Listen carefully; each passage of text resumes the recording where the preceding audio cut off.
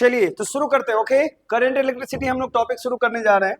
ध्यान दीजिएगा, ए फिजिक्स का एक ब्रांच है, फिजिक्स में हम लोग पढ़े हैं।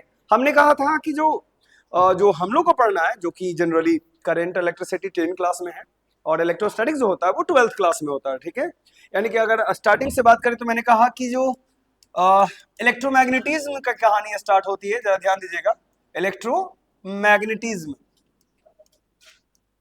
अच्छा, ये क्या होता है ना, एक फिजिक्स का एक ऐसा ब्रांच जिसमें करंट और मैग्नेटिक फील्ड को एक बार एक साथ हम पढ़ते हैं कि क्या करंट से मैग्नेटिक फील्ड उत्पन्न हो सकता है। ये जो पंखा घूम रहा है ना, वो करंट और मैग्नेटिक फील्ड का एक दूसरे से इंटरेक्शन है, तभी घूम रहा है।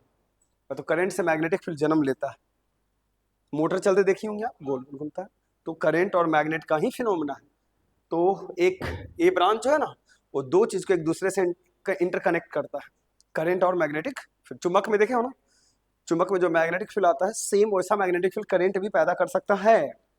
ठीक है, यानी कि इसका काम क्या है, दो चीज में एक दूसरे से रिलेशन बनाना, करंट और मैग्नेटिक फील्ड में। ठीक है, इसकी ब्रांचेज जो बहुत सारी है, जिसमें से दो मेजर ब्रांचेज हम इसको तोड़ के हम आपको दिखाते हैं, जो अभी जस्ट बताए। एक electrostatics,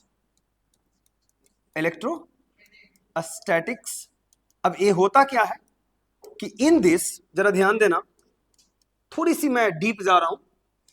in this branch of physics बोल देते हैं। ठीक है, फिजिक्स का ही ब्रांच है तो इसकी ब्रांच कह दे सकते हैं, बोलिए, कोई दिक्कत नहीं है।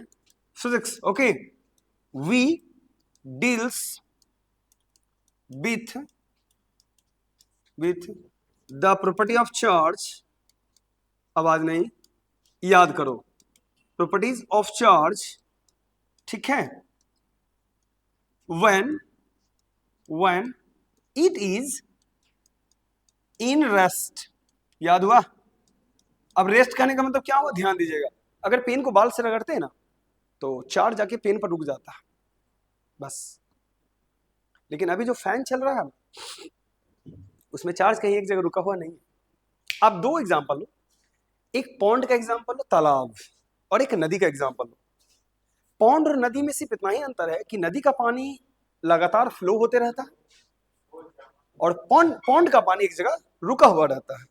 तो पॉन्ड के पानी को हम चार्ज कहेंगे और नदी के पानी को करंट कहा जाता है।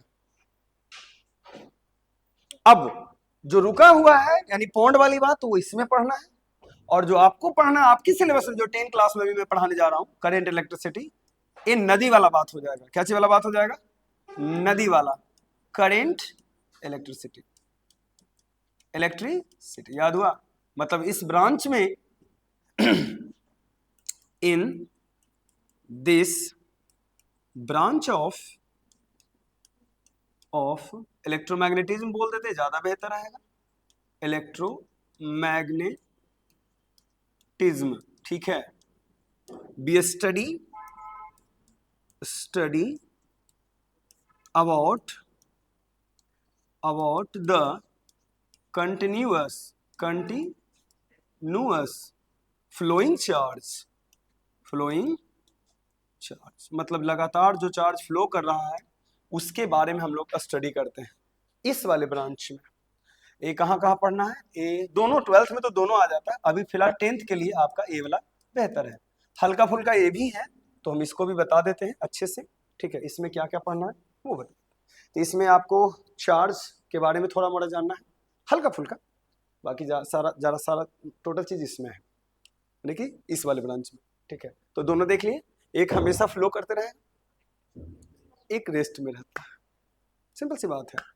कंबल वगैरह, बाल वगैरह आपका देखिए, सूखा बाल पूरा ऊपर हो जाता है ना, उस सब के सब रेस्ट वाला फिनोमेना। देखो एक बात बताता हूँ, मेरे क्लास में आप पेन चलाने से ज्यादा अगर यहाँ पर प्रेजेंट माइंड से रहोगे ना, प्रेजेंट, तो ये डेवलप होगा धीरे धीरे। ठीक है, मैं कोशिश कर रहा हूं कि आप यहां से सोचो, ये बाद में चल जाता है, जब ये ठीक रहेगा ना तो ये उठता है और आंसर आ जाता है। लेकिन अगर लिखने का कला हो और सोचने का कला ना हो तो वो सिर्फ बेचारा सिर्फ लिखते ही रह जाएगा जिंदगी भर। इसलिए कोशिश करिए कि आप इससे सोचिए, समझ में आया, इसको तेज कीजिए, बाकी आप इजी है, समझ में आया। इसलिए इस बार सबका एग्जामिनेशन अच्छा गया, क्योंकि मैं पूरे ईयर्स में हम यही कोशिश करते हैं कि आपको सोचना सिखा दे साइंस में। समझ में आया? तो ये दो अब देख लिए, एक रुका हुआ रहेगा, एक चलते रहेगा। तो ये ना बल्ब जलना, टीवी चलना, पंखा चलना, सब इस वाले ब्रांच के अनुसार आते हैं। और जो बाल वगैरह हम लोग ऐसे ऐसे करते हैं, या तो दो चीजों को रब्ड कर देते हैं एक दूसरे से सट जाता है, वो ई वाला ब्रांच में पढ़ना है। ठीक है, अब पहले समझ लेते हैं इलेक्ट्रोस्टैटिक्स वाला। ठीक है, तो थोड़ी सी पहले समझ लीजिए, more about charge, more about charge. आवाज मत करना, बस हम पढ़ा देंगे अच्छे से। More about charge.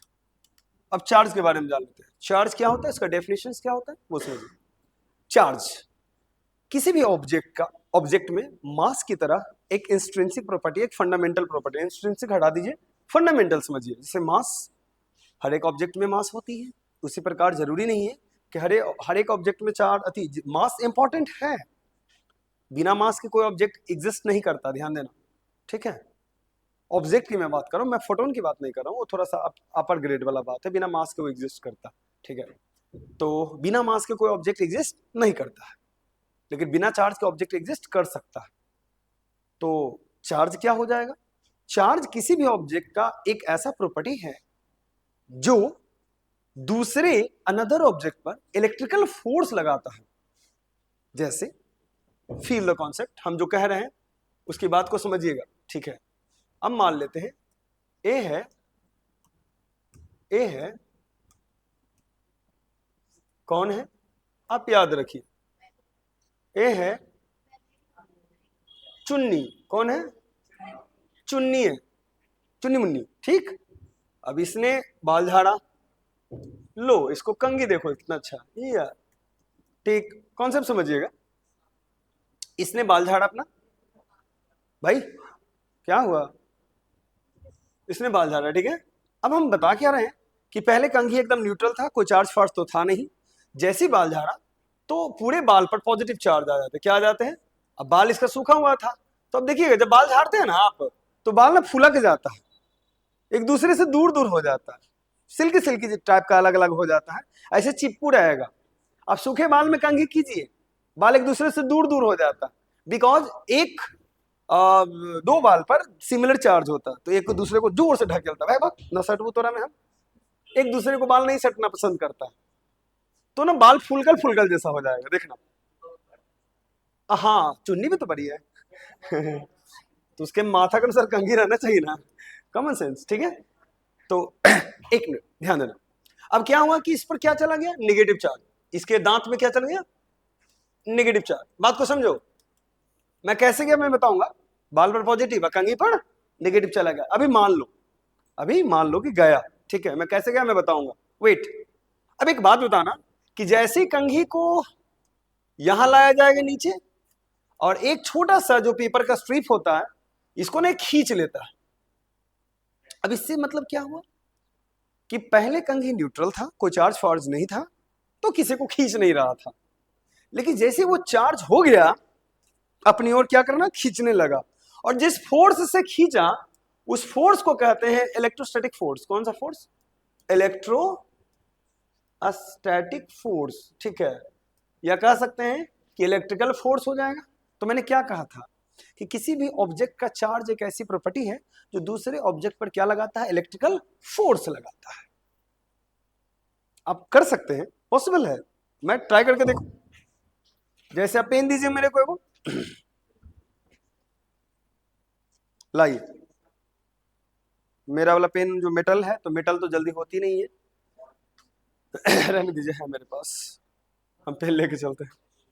देखिए एक है, कोशिश करते हैं कि ऐसा हो जाए, है ना। अगर हो गया तो मजा आ जाएगा। रेडी? हाँ, एक्सपेरिमेंट सक्सेसफुली गया, ऐसा पॉसिबल है। तो पहले ये चार्ज नहीं था ए, पहले चार्ज नहीं था, इसे मैंने बालों से रब्ड किया तो चार्ज हो गया। सट गया पहले। अच्छा वो, अब वो तो अलग बात है। देखो, डेफिनेशन क्या जाएगा वो देखिए। आप लिखिए, बोलिए नहीं, बोलिएगा तो फिर डिस्ट्रैक्ट हो जाएंगे। देखिए चार्ज लिख सकते हैं, बोलिए नहीं। अगर डाउट है तो हमसे पूछिएगा, आप डिस्कस ना करें, ठीक है। इट इज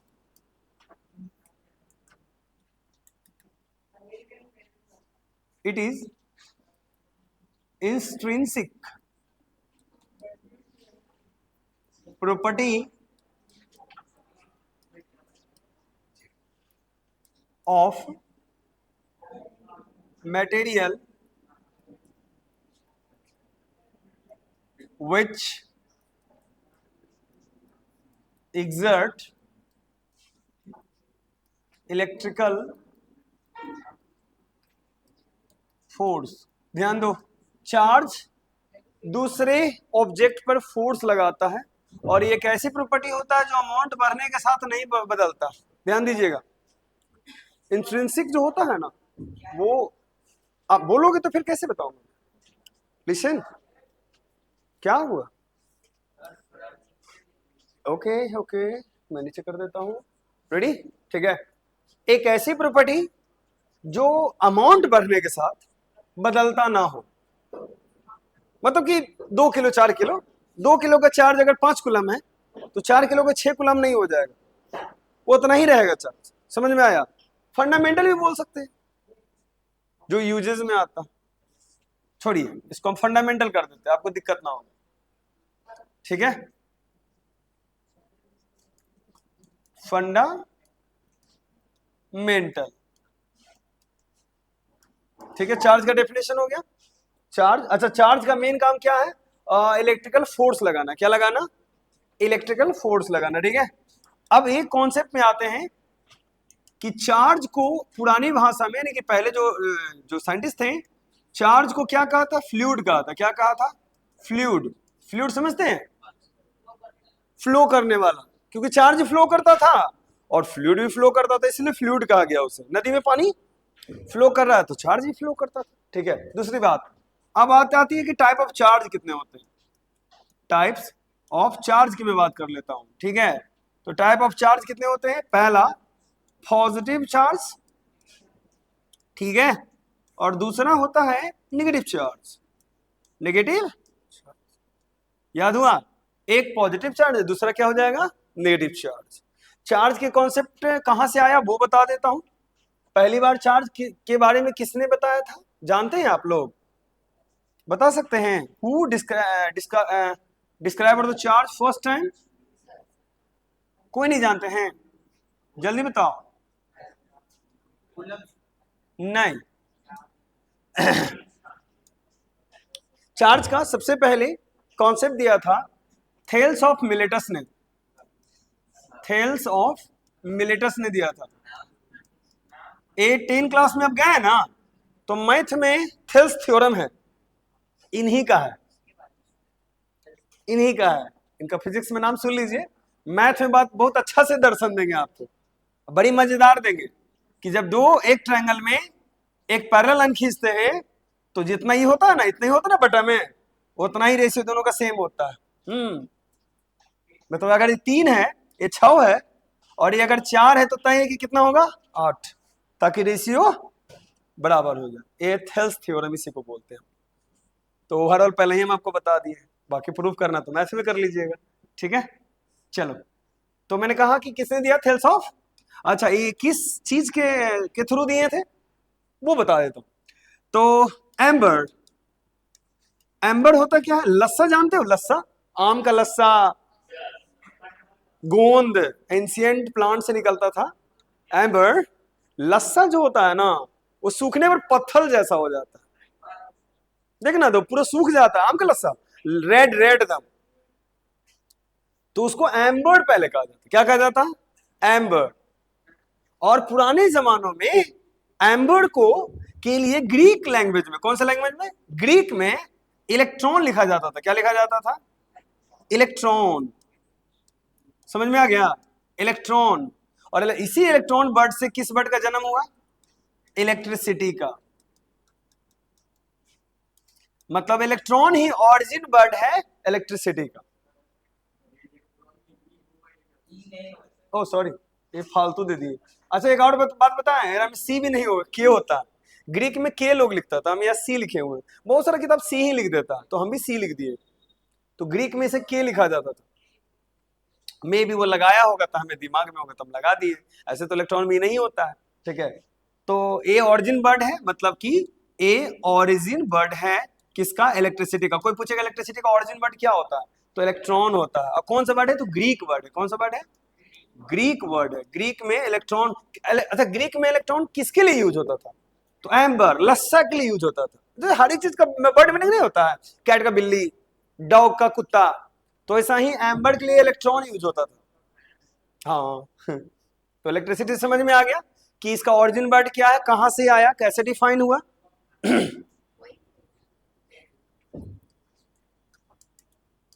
मेजर जो चार्ज के जो कॉन्सेप्ट दिए, योगदान दिए, वो बेंजामिन फ्रैंकलिन दिए, फेमस काइट पतंग को उड़ा के, आपको याद होगा उन्होंने पतंग उड़ाया था, है ना।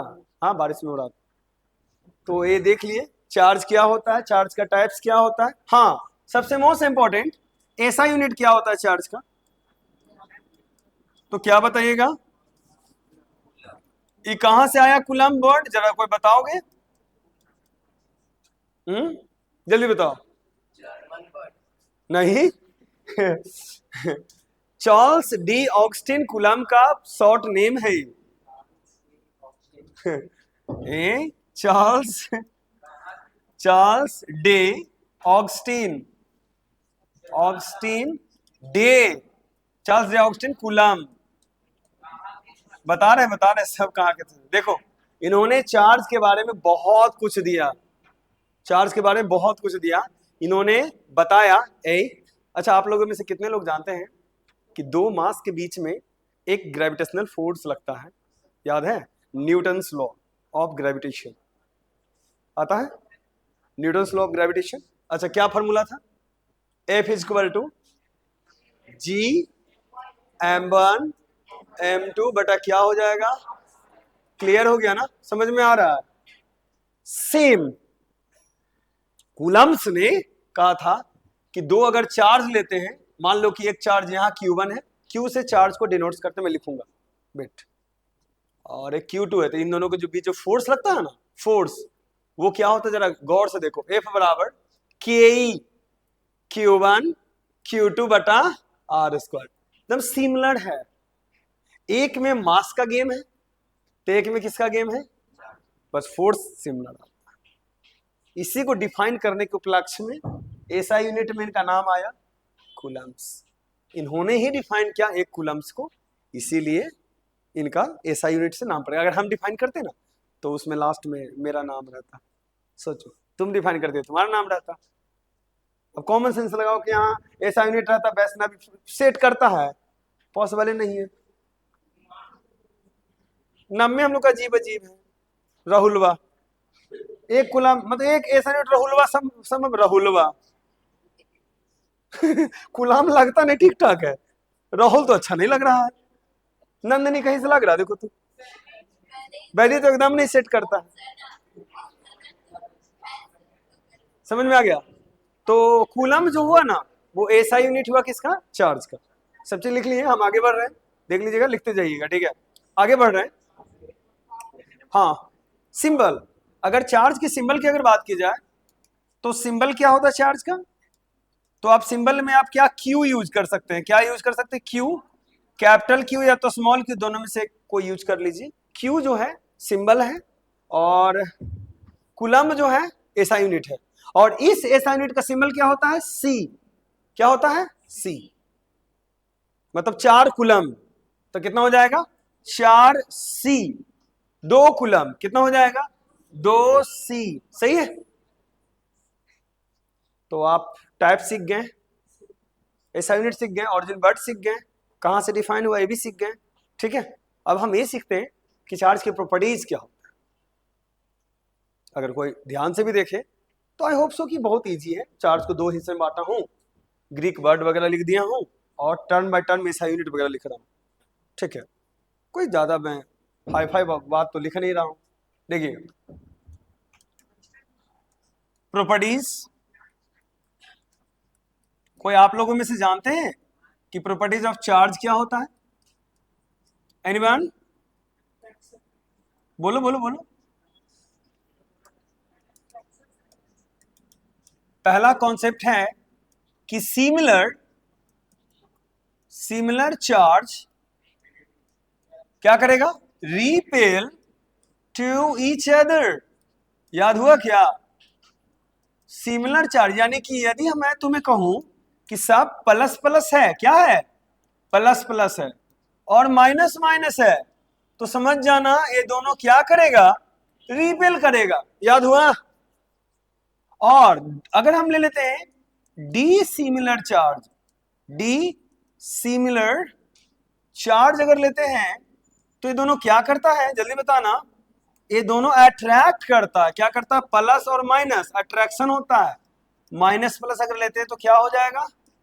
अट्रैक्ट करेगा, मतलब अट्रैक्शन दोनों में होगा। याद हुआ क्या दो मेजर प्रॉपर्टी? कि सिमिलर रिपेल करेगा, धक्का देगा एक जैसा, और प्लस माइनस क्या होता है? अट्रैक्ट होता है। तीसरा मेजर प्रॉपर्टी है इट हैज, याद रखना,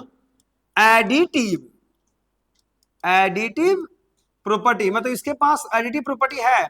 आप जोड़ सकते हैं। Look like algebra. आप ऐड कर सकते हैं चार्ज को। कैसे?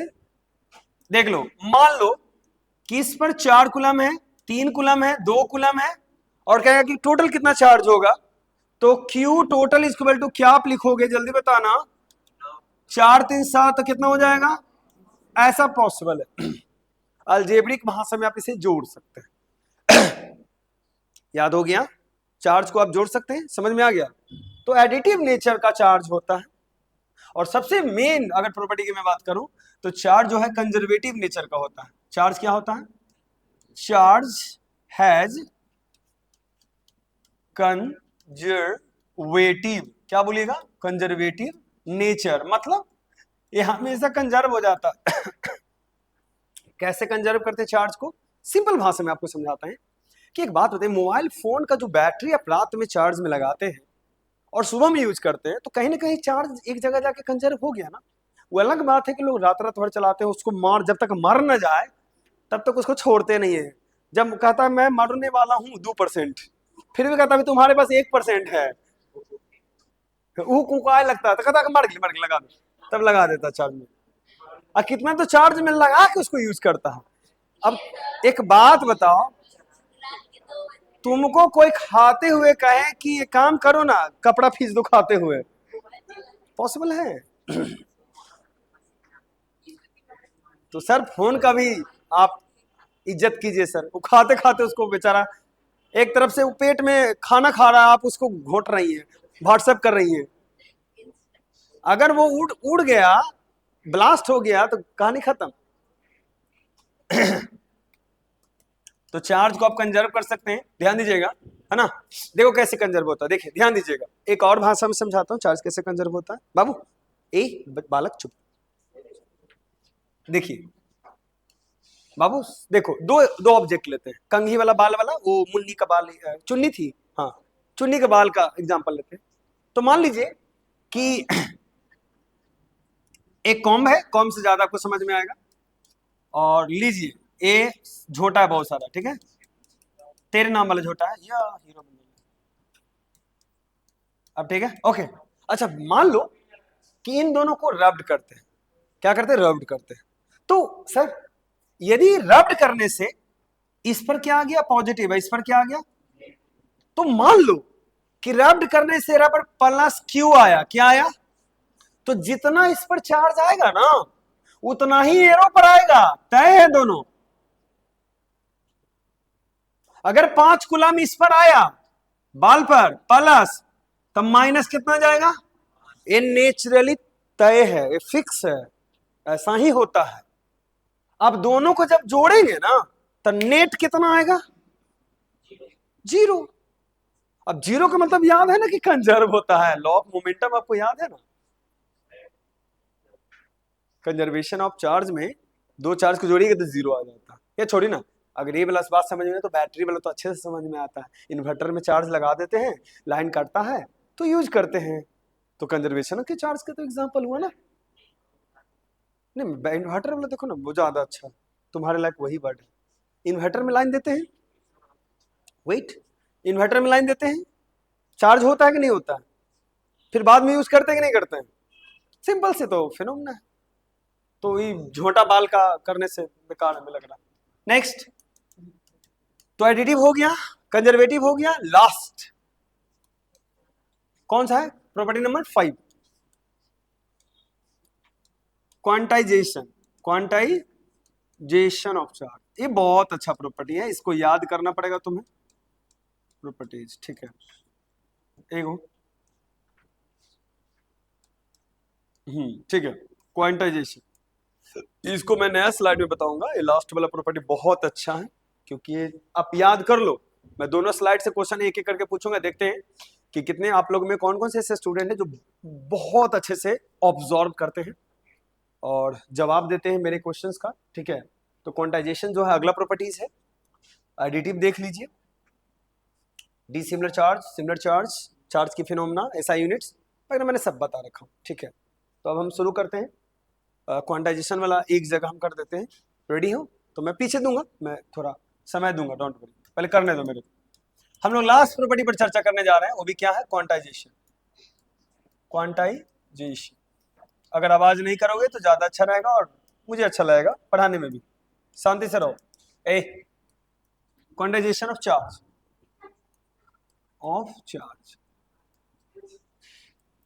देखिए, अकॉर्डिंग टू दिस प्रॉपर्टी, किसी भी मटेरियल पर जो चार्ज होता है, नेट चार्ज होता है, वो इलेक्ट्रॉन के चार्ज का मल्टीपल टाइम्स होता है। अब क्वांटाइजेशन पढ़ने से पहले अच्छा आप ये जानिएगा कि कोई भी ऑब्जेक्ट चार्ज कैसे होता है तो ज्यादा बेहतर है। कोई ऑब्जेक्ट चार्ज कैसे हो जाता है, किसी ऑब्जेक्ट पर चार्ज कैसे आ जाता है, प्लस माइनस कहां से आता है, ये पहला पॉइंट है, ठीक है। करा देता हूं।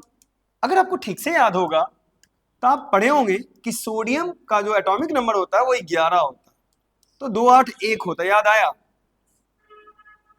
और अगर और अच्छे से जानना चाहते हैं तो न्यूक्लियस होता है, के सेल, एल सेल और एम सेल होता है, याद आया कुछ, याद करो वो बात। इसमें 2 होता है, 1 2 3 4 5 6 7 8, लास्ट में कितना होता है, 1 होता है, याद आ गया। ए है सोडियम, सोडियम का ये एक एटम है। यदि यहां का जो सोडियम मैं यहां रखे हुए हूं, यदि ये क्या करेगा कि ये जो इलेक्ट्रॉन है यहां रख लेगा और इसको डोनेट कर देगा, 1 इलेक्ट्रॉन माइनस, तो बनेगा Na+, आ गया ना चार्ज। ये मॉडर्न विधि बता रहा हूं, मॉडर्न कॉन्सेप्ट में ऐसा ही होता है कि यदि किसी भी एटम्स के आउटरमोस्ट सेल से एक इलेक्ट्रॉन अगर रिमूव हो जाता है तो प्रोटॉन की संख्या बढ़ जाती है, क्योंकि प्रोटॉन इसमें पता है कितना होगा, प्रोटॉन 11 गो प्लस होगा, अभी इलेक्ट्रॉन हो गया 10 गो माइनस, तो 10 10 कट जाएगा तो बचेगा 1 प्लस, बचेगा ना, वही वाला प्लस यहाँ चार्ज रखा हुआ है। प्रोटॉन्स और इलेक्ट्रॉन्स हमेशा बराबर होते हैं, लेकिन इसका इलेक्ट्रॉन वो चला गया तो इस पर प्लस चार्ज आ गया। सेम क्लोरीन के केस में क्या होता है, क्लोरीन का केस में 17 होता है, याद है, 2 8 7, अगर एक इलेक्ट्रॉन ऐड हो जाता है तो बन जाता है Cl-, आ गया ना, नेगेटिव चार्ज देख लिए। तो एक्चुअली में इलेक्ट्रॉन के आने और जाने से ही किसी ऑब्जेक्ट पर प्लस माइनस आता है। यदि बाल और कंघी की बात की जाए, बाल और कंघी की बात की जाए, तो मैंने कहा था कि बाल पर प्लस आता है, क्या बोला था, बाल पर, तो बाल से इलेक्ट्रॉन कहां गया, कंघी पर, कहां गया, ये आपसे कभी नहीं पूछेगा, 12th में पढ़ना, ध्यान देना, मैं सिर्फ बता देता हूं। हाँ, तो ये इलेक्ट्रॉन कहां चला गया, इस पर, तो डेट मीन्स अगर मान लेते हैं कि इस पर इलेक्ट्रॉन गया होगा तो जाने वाले पर प्लस और आने वाले पर क्या हो जाता है, देख लो, जो इलेक्ट्रॉन गेन करता है उस पर माइनस चार्ज आ जाता है और जो इलेक्ट्रॉन लूज करता है उस पर प्लस चार्ज आ जाता है। बाल मैंने कहा था ना 12th में पढ़ना, वो ना एक ट्रैवल इलेक्ट्रिक सीरीज है जिसमें सबसे ऊपर वाला है ना, जैसे कि बताते हूँ, ऐ सुनो, जैसे कि पुराने जमाने में जो जितने भी फिजिक्स के ज्ञाता थे ना, उन्होंने एक एक्सपेरिमेंट किया, सबसे ऊपर ग्लास को रखा, किसको रखा, ग्लास को, और एम्बर को रखा, न्यूट्रल ही उसका बालक ही होगा। तो हाँ, तो उन्होंने ग्लास को रिफरेंस में रखा, ग्लास को उन्होंने रब्ड करके देखा, ठीक। और उसके बाद गोल्ड लीफ इलेक्ट्रोस्कोप से पता किया। थी लंबी कहानी है कि बाल पर क्यों नहीं गया, कंघी पर क्यों आया, इसके लिए अलग क्लास हमको लगाना पड़ जाएगा, क्योंकि हम थोड़ा सा बताएंगे तो उससे ज्यादा तुम कंफ्यूज हो जाओगे। इसलिए तुम अभी मान लो, क्या करो, मान लो, आराम से कभी पूछना, मैं बता दूंगा, ये तुम्हारे सिलेबस में नहीं है। बस इतना याद रखो कि बाल पर पॉजिटिव और कंघी पर क्या होगा। क्या बोल रहे हो, एक मिनट। मैंने कहा ना कि इलेक्ट्रॉन निकलने के कारण ही इस पर चार्ज खुद ब खुद आ गया।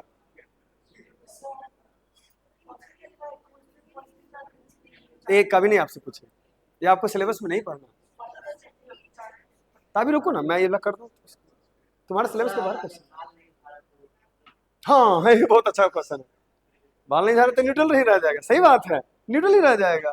एजुअली न्यूट्रल ही होता है सब चीज, कॉपी किताब जितना भी सामान रखा हो सब न्यूट्रल ही अभी है। रब्ड होगा तो चार्ज आएगा, ठीक है। तो आप कॉन्सेप्ट क्या सीखे कि इलेक्ट्रॉन के जाने और आने से ही चार्ज आता है। बात को समझिएगा, इलेक्ट्रॉन के जाने और आने से चार्ज आता है। अगर इसमें आपको ज्यादा थोड़ा अगर ओवरव्यू करके समझना है तो मैं एक और ट्राई करके आपको समझाता हूं, जरा देखिएगा। अच्छा, एक आप लोग में कोई ब्लड ग्रुप जांच करवाए क्या? ब्लड ग्रुप मतलब जो उसमें एक देखिएगा, वो ब्लड ग्रुप जांचता है ना, तो ऐसा एक स्ट्रिप रखे हो रहता ग्लास का, कांच का, इस पर रख के वो माइक्रोस्कोप से देखता, तो इसको ग्लास स्लैब बोलते हैं। क्या बोलते हैं? Glass slab. अब शांति से सुनो, मैं ट्राई करता हूं तुम्हारी क्वेश्चन को छोटी मोटी आंसर से, अति से टॉपिक से क्लियर करने का। बेट इसको रगड़ दीजिए, किस क्या, जैसे यू नो व्हाट, रेशम समझते हैं? रेशम को क्या इंग्लिश में बोलते हैं? सिल्क। सिल्क से क्या, जैसे सिल्क से रगड़ दीजिए। ओके ओके, समझिएगा। जब इसको इससे रगड़ा गया ना, तो इलेक्ट्रॉन इससे इस पर चला गया, इससे इस पर, तो डेट मीन्स कि सब पर क्या हो गया? पॉजिटिव हो गया। क्या हो गया? पॉजिटिव हो गया। ये हम याददाश्त के आधार पर बोल रहे हैं, ध्यान दीजिएगा, मतलब कि इसका एक सीरीज बनाया गया है। अच्छा चलिए, आप इंटरनेट चालू है क्या? मैं दिखाऊंगा। अच्छा, आप लोग दिखा दूंगा, ऑनलाइन वाले थोड़ा सा बच्चे लेट डिले हो जाएगा। आप लोग को मैं दिखाऊंगा कि किस को रगड़ने पर किस पर पॉजिटिव किस पर नेगेटिव आता है। मैं आपका डॉट क्लियर कर दूंगा, ठीक है। और इस पर क्या आ जाता है? सिल्क पर नेगेटिव आ जाता है, ठीक है। तो ये पहले इसका मीनिंग समझ लीजिए कि चार्ज होता कैसे होगा। वेट, सुनो सुनो, जब इन दोनों को रगड़े तो इन्होंने अपना इलेक्ट्रॉन इसको दे दिया, अपना इलेक्ट्रॉन। मान लेते हैं फ्लो में कि 4 इलेक्ट्रॉन दिया हुआ, कितना इलेक्ट्रॉन? 4 इलेक्ट्रॉन। तो 4 इलेक्ट्रॉन कहां चल गया? इस पर चल गया। तो एक बात बताना, 4 इलेक्ट्रॉन अगर इस पर जाएगा तो यहाँ पर 4 इलेक्ट्रॉन प्लस में आएगा ना। याद है, सोडियम 1 इलेक्ट्रॉन लूज किया था तो उस पर 1 चार्ज आया था। मैग्नीशियम यदि 2 इलेक्ट्रॉन लूज करेगा तो मैग्नीशियम पर कितना आएगा चार्ज? 2 प्लस आएगा। एल्यूमिनियम 3 इलेक्ट्रॉन अगर लूज करेगा तो एल्यूमिनियम पर कितना चार्ज आएगा? 3 प्लस। जो जितना इलेक्ट्रॉन लूज करेगा उतना उस पर प्लस में चार्ज रख दीजिएगा।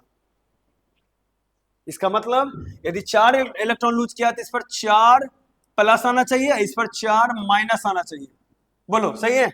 4 ई प्लस 4 ई माइनस कर सकते। 4 लूज किया तो 4 गेन किया होगा।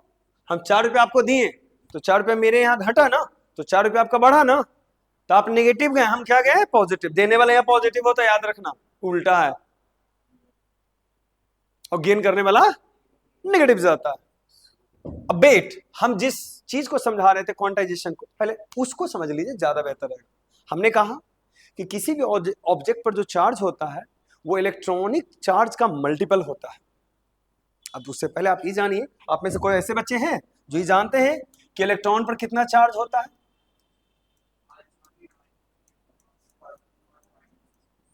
आ गया याद? ए होता है इलेक्ट्रॉन का चार्ज 1.6 गुना 10 के पावर -19 कूलम्ब होता है। और अगर प्रोटॉन की बात की जाए तो ई प्लस मार देता हूं, बस सेम ही होता है, खाली प्लस में होता है। याद हुआ क्या? ए है प्रोटॉन पर चार्ज, ए है न्यूट्रॉन पर क्या चार्ज होता है? नो चार्ज होता है। क्या होता है? No charge. इन न्यूट्रल होता है, इस पर कोई चार्ज नहीं होता है। याद हो गया? Electron, proton, neutron. हाइड्रोजन का पूछ दे तो गुरुजी हाइड्रोजन, हाइड्रोजन के पास एक ही इलेक्ट्रॉन होता है, याद है? एक, और मास कितना होता है? 2। तो भाई एक इलेक्ट्रॉन का मतलब होता है कि 1, एक इलेक्ट्रॉन का मतलब 1 ही होगा, ठीक है? इस पर कितना चार्ज होगा? 1.6 गुना 10 का पावर माइनस 19 कूलम हो जाएगा। याद आ गया? सही है, ठीक ठाक, सही गया ना? तो मैं सबका चार्ज लिख दूं, इलेक्ट्रॉन का, प्रोटॉन का, हाइड्रोजन का। हाइड्रोजन में एक है तो आराम से आ जाएगा, इजीली निकल जाएगा आपका। अब हम आगे की ओर मूव करते हैं, बढ़ते हैं, ठीक है? तो ये तो थी चार्ज वाली किस्सा। हाँ, हमने क्वांटाइजेशन का मीनिंग समझा रहा था। क्या समझा रहा था? क्वांटाइजेशन, एक बार मैं इसका डेफिनेशन लिख देता हूं, ज्यादा बेहतर रहेगा। क्वांटाइजेशन ऑफ चार्ज की मैं बात बता रहा हूं। क्वांटाइजेशन ऑफ चार्ज ये होता क्या है? अकॉर्डिंग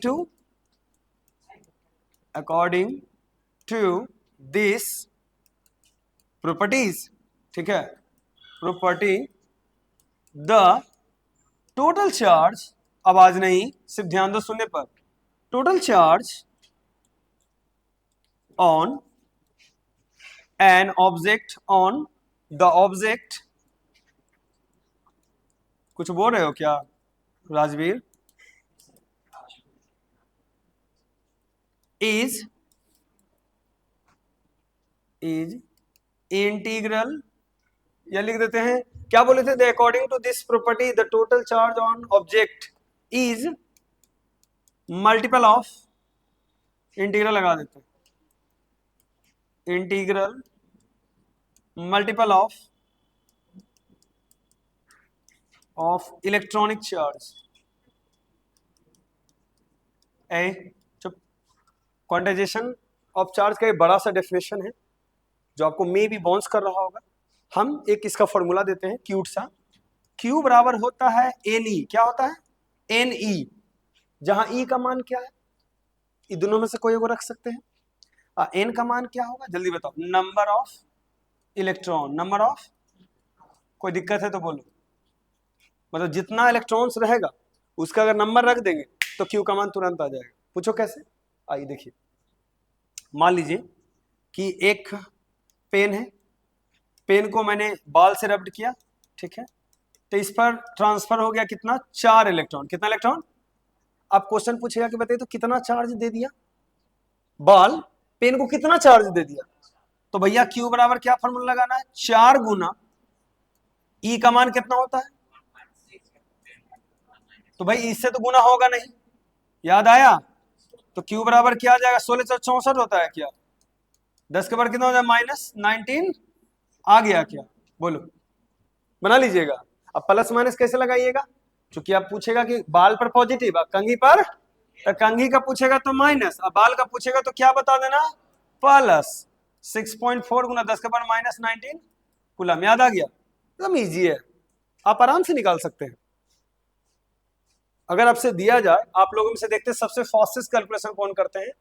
सिर्फ कैलकुलेशन फास्ट जल्दी से कीजिएगा कि बताना कि टू ऑब्जेक्ट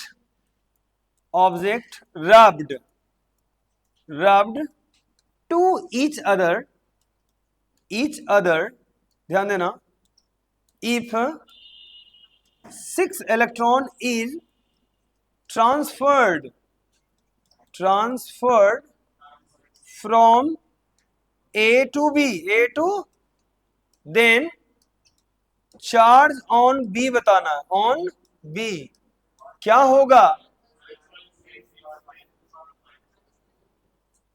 एकदम तुरंत बन गया, आराम से बना लीजिएगा। ये तो बहुत इजी क्वेश्चन था, क्योंकि Q बराबर ए ही तो लगाना है। Q बराबर अगर ए नहीं लगाते तो क्या आएगा हमारे पास? कितना? 6 है, 6 मल्टीप्लाइड बाई 1.6 गुना 10 के बाद कितना? -16 96 होता है।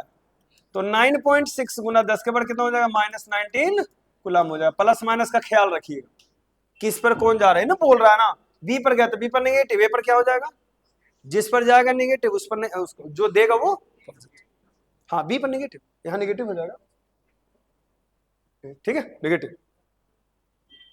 एक क्वेश्चन क्वांटाइजेशन का तो मतलब समझ गए, क्वांटाइजेशन का फॉर्मूला क्या बोले, क्यू बराबर आराम से। अच्छा, एन का मान फ्रैक्शन में नहीं होगा, 1/2 2/3 पॉसिबल नहीं है, अभी याद रखना। एन का मान क्या नहीं हो सकता, एन का मान क्या रख सकते हैं, 0 1 2 होल नंबर कोची, एन बराबर नॉट इक्वल टू कोची हो जाएगा फ्रैक्शन, या तो पॉइंट में, या तो पॉइंट में, डेसिमल में, फ्रैक्शन में नहीं होगा। जब भी होगा तो क्या होगा, याद हो गया।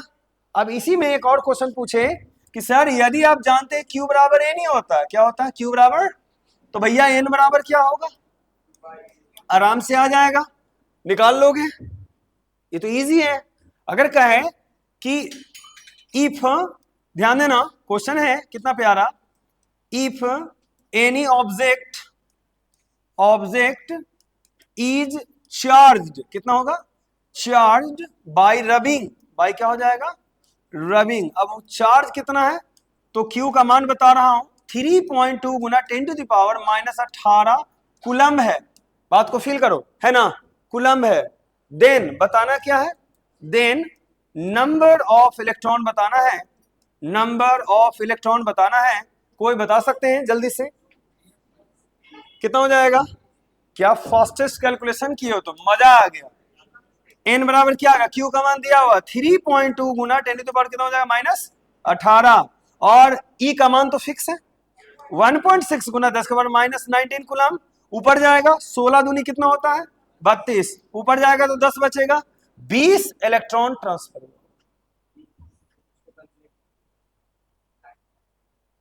ये मुझे बहुत अच्छा लगा, आप लोग ओरली ही बता दिए इस चीज को, हमें लगा था कि आप लोग थोड़ा लोअर मतलब माइंड वाले, लेकिन ऐसा नहीं, पिछले सेशन की अपेक्षा इस वाले में 2 बच्चा बहुत ब्रिलियंट है। आई होप कि अगर आप इस क्वेश्चन को बना दीजिएगा तो आप वाकई ब्रिलियंट है। देखते हैं, how many electron in 1 coulomb of charge, दम है तो आंसर लाओ, आपके पास भी क्वेश्चन दिया गया है, आप भी बनाइए जल्दी से। देखते हैं, हम ऑप्शन दे रहे हैं, ऑप्शन नंबर ए है 625 गुना 10 के पावर 17 1 कूलम है, 0.625 गुना 10 के पावर 20 21, सी है 6.25 गुना 10 टू पावर 18, और डी में लाना है 0.625 गुना 10 के पावर 11। देखते हैं आप में से कौन इसका सही जवाब कमेंट बॉक्स में लिखते हैं। ओके